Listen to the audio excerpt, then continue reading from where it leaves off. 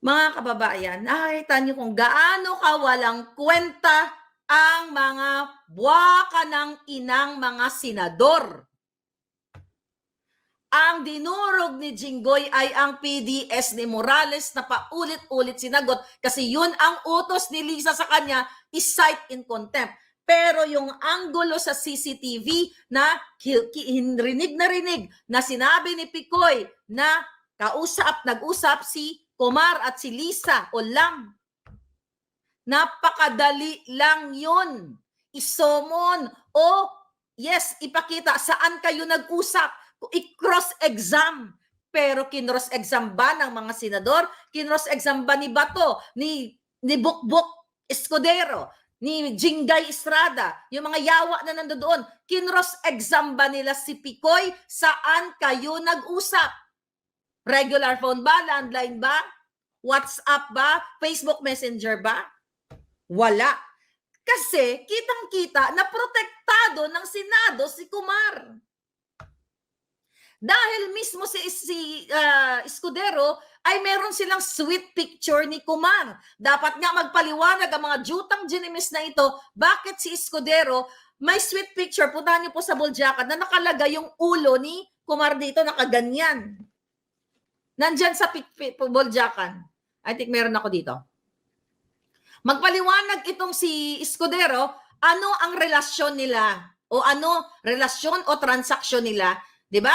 Kaya ka ba, Escudero, nagpapalagay ng kilay dahil kay Kumar? Hindi dahil kay Hart, kundi dahil kay Kumar. Ano yung picture na yan? Bakit nakalagay? Meron bang matinong lalaki na mag-fan ka lang? Tapos yung ano mo, yung iyong mukha nakalagay dyan? Kung babae yan, okay lang. Ano relasyon nyo? O dyan, wala kang kilay, o Escudero. Wala ka pang kilay dyan. Kaya siguro nagpalagay ng kilay? Kaya ba ayaw nyo i-cross-exam yung mga pinag-usapan, yung mga taong involved sa CCTV? Ha? Senator Bokbok Escudero, kaya ka ba na-convince ni Hart, nagpalagay ng kilay para mas maganda, pag maganda yung alindog mo? Ano ang relasyon mo kay Kumar? Ano ang relasyon ni Jinggoy kay Kumar? Ano kayo, threesome? Threesome sa Pangdorobo? Tapos ikukulong nyo dyan sa Senado, isa-cite in contempt nyo. Kasi yun ang gusto ni Lisa. Ayaw nyong pag-usapan yung CCTV na yung buhay ni Morales ang nakataya dahil pwedeng ipagurgur ni Lisa. Hindi nyo kinross-exam kung saan nag-usap si Picoy at si Kumar. At si Kumar, madali lang yan isomon kung gusto nyong gawin ang inyong trabaho. Pero mas pinili ninyong tumanggap ng what? Ng posisyon. Tumanggap ng pera. Well, kasabay ng posisyon ay pera. Kakamal na naman kayo ng pera, mga yawa kayo. Kaya sabi ko paulit-ulit, dapat wala ng gobyerno ang Pilipinas. Dahil ang gobyerno mismo ang kalaban ng bayan. Doon sa mga kapapasok lang, balikan yung pinakita ko sa Makati Med, ano nila? Yan ito. Screenshot tayo dito. Okay. Ayan po, in-screenshot natin. Ayan, patago lang na yung mukha ng... Okay. Ayan, di ba? Oh, yan ang uniforme gown ng Makati Med. Pinakita na natin kanina yan. But anyway, mga kababayan, ito pa isa, oh. O, tinignan ko, oh. Makati Medical Center. Makati Medical Center, April 20. Okay, ayan. Nakita nyo? O, ayan, oh. Makati Medical Center. Ganyan ang kanilang gown. Okay? Ganyan yung kanilang hospital gown. So, ibig sabihin, itong Makati Medical Center dapat ipatawag din sa Senado. Pero anong expect natin? Ipapatawag ba ito ni Escudero? Sinasabi lang natin dito yung dapat na ginagawa ng mga buwakan ng inang ito. Kaya kayo dyan, sa Pilipinas, dapat i-question nyo, i-raise to dito sa Makati Medical Center na dapat hindi masira ang reputasyon ninyo. Magpaliwanag kayo, yan bang hospital gown, yung inyong official hospital gown na ginagamit sa pasyente, na katulad ni Kumar, na ito ay robe at nakapajama pa sa loob. Makati Medical Center. Makati Medical Center.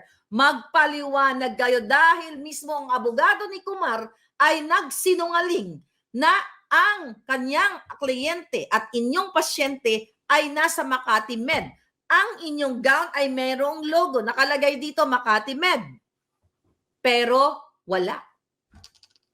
Si Morales, imbis na palayain ang mga buwaka ng inang senador na to, nandyan pa rin ngayon, nag-resist na yung mga hayop na yan. Kaya sana, dyan sa Pilipinas, meron naman, nakipag-coordinate naman tayo dito sa ating mga palangga, lalo sa mga vlogger, kila Joey, na we have to help Agent Morales para erase ang issue na yon. Yang Makati Medical, boljackin nyo ng boljackin.